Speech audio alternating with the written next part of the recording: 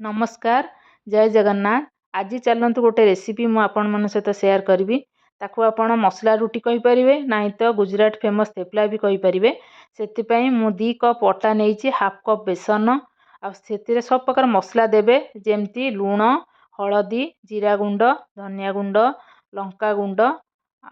जेहेतु मु India store जाइली मेथी शाग नाला से कसूरी मेथीटा जमी हेले देवे। आर बास्नाटा बहुत बढ़िया आसता है।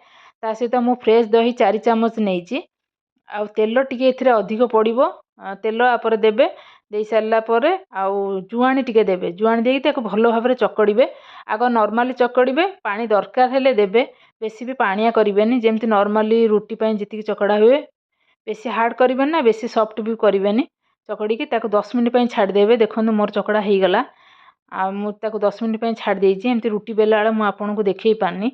जेमति नॉर्मली रुटी करंती बहुत पतला बेलिबे। बेली सारा पर हल्का मु तेल देइछि, जेहेतु चकड़ारे तेल देइछि बेसी देइनी। एई रुटी थरे करी खांतु बहुत ही नरम लागिवो। आपण कुआडे गले भी आकु नेकी जाई परिवे। रुटी करिया भितर मु गोटे कथा आपण मानको शेयर करिया चाहूछि। काली राधाष्टमी थिला, मु जाइथिली इस्कन रो एठी लंडन रो इस्कन मंदिर। सेठी देखिली फॉरेनर माने साड़ी पिनचंती, केते सुंदर किना साड़ी पिनचंती, अलंकार भी सब लगेइचंती।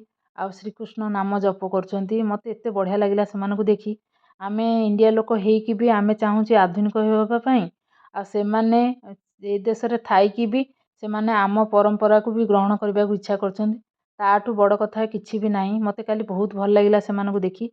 से माने आमे भी जा खाउतो से माने भी बहुत सुंदर भाबरे ता ग्रहण भी करथांती। सतरे सेमानठू भी किछि शिखिबार हमकु हमर अछि। तो मते भल लागिला, तो मु आपण मानको ए छोटो कथाटे शेयर कली। एमती किछि नुआ वीडियो देखिया को चाहूतले ताले मते लाइक शेयर सब्सक्राइब करंतु। रखुची नमस्कार।